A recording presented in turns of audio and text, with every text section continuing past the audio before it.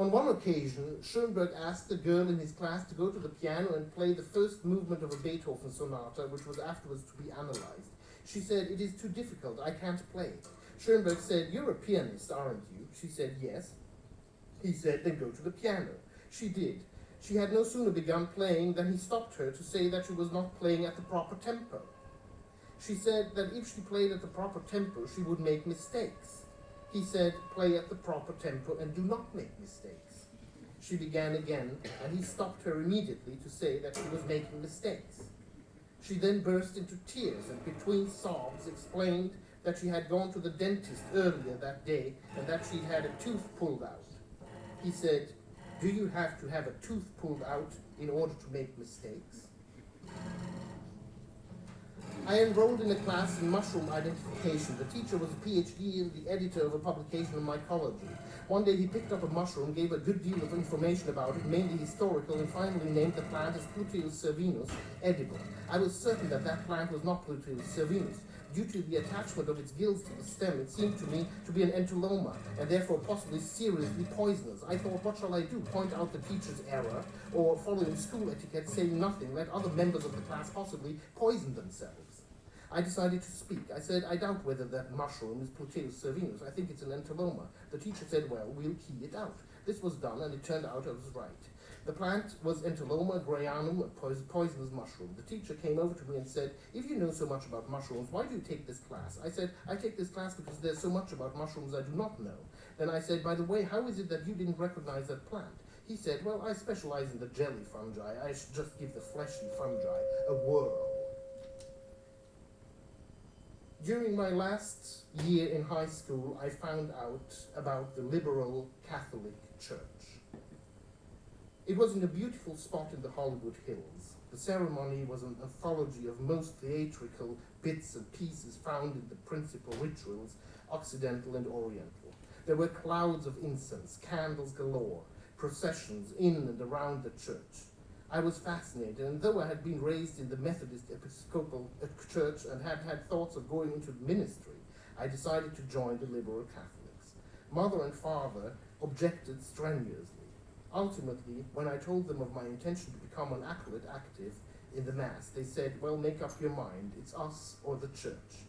Thinking along the lines of "leave your father and mother and follow me," I went to the priest, told him what had happened, and said I decided in favor of the liberal Catholics. He said, "Don't be a fool, go home. There are many religions. You have only one mother and father."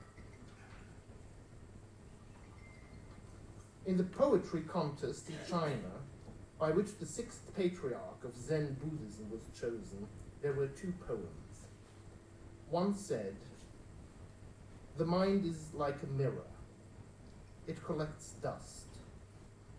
The problem is to remove the dust." The other and winning poem was actually a reply to the first. It said, "Where is the mirror and where is the dust?" Some centuries later, in a Japanese monastery, there was a monk who was always taking baths.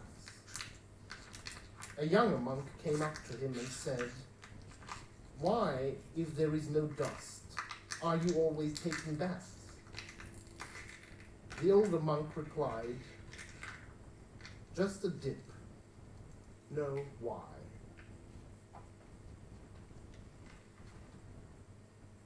Dorothy Norman invited me to dinner in New York. There was a lady there from Philadelphia who was an authority on Buddhist art. When she found out I was interested in mushrooms, she said, "Have you an explanation of the symbolism involved in the death of the Buddha by his eating a mushroom?" I explained that I'd never been interested in symbolism, that I preferred just taking things as themselves, not as standing for other things. But then, a few days later, while rambling in the woods, I got to thinking. I recalled the Indian concept of the relation of life and the seasons. Spring is creation, summer is preservation, fall is destruction, winter is creation. Mushrooms grow most vigorously in the fall, the period of destruction, and the function of many of them is to bring about the final decay of rotting material. In fact, as I read somewhere, the world would be an impassable heap of old rubbish, were it not for mushrooms and their capacity to get rid of it. So I wrote to the lady in Philadelphia. I said, "The function of mushrooms is to rid the world of old rubbish. The Buddha died a natural death." A young man in Japan arranged his circumstances so that he was able to travel to a distant island to study Zen with a certain master for a 3-year period. At the end of the 3 years, feeling no sense of accomplishment, he presented himself to the master and announced his departure. The master said, "You've been here 3 years. Why don't you stay 3 months more?" The student agreed, but at the end of the 3 months, he still felt that he had made no advance. When he told the master again that he was leaving, the master said, "Look now, you've been here 3 years and 3 months, say 3 weeks long." The student did, but with no success. When he told the master that absolutely nothing had happened, the master said, "You've been here 3 years, 3 months, and 3 weeks. Stay 3 more days, and if at the end of that time you have not attained enlightenment, commit suicide." Towards the end of the 2nd day, the student was enlightened.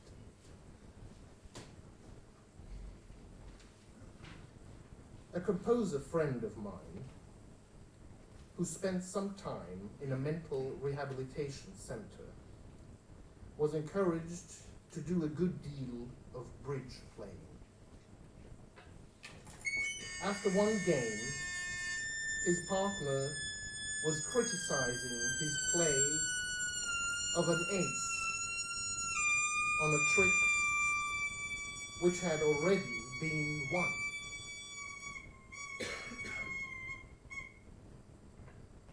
My friend stood up and said,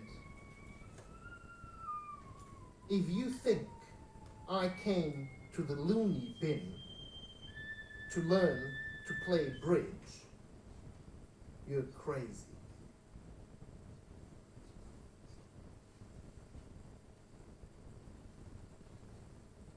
A crowded bus on the point of leaving Manchester for Stockport was found by its conductress to have one too many standees. She therefore asked who was the last person to get on the bus. No one said a word. Declaring that the bus would not leave until the extra passenger was put off, she went and fetched the driver, who also asked, "All right, who was the last person to get on the bus?" Again there was a public silence. So the two went to find an inspector. He asked who was the last person to get on the bus. No one spoke. He then announced that he would fetch a policeman. While the conductress, driver, and inspector were away looking for a policeman, a little man came up to the bus stop and asked, "Is this the bus to Stockport?" Hearing that it was, he got on. A few minutes later, the three returned, accompanied by a policeman. He asked, "What seems to be the problem? Who was the trouble? Who was the last person to get on the bus?" The little man said, "I was." The policeman said, "All right, get off." All the people on the bus burst into laughter. The conductress, thinking they were laughing at her, burst into tears and said she refused to make the trip to Stockport. The inspector then arranged for another conductress to take over. She, seeing the little man standing at the bus stop, said, "What are you doing there?" He said, "I'm waiting to go to Stockport." She said, "Well, this is the bus to Stockport. Are you getting on or not?" Once, Bill de Koning gave a lecture in Philadelphia. Afterwards, he was asked what painters of the past had influenced him the most. He said, "The past does not influence me. I influence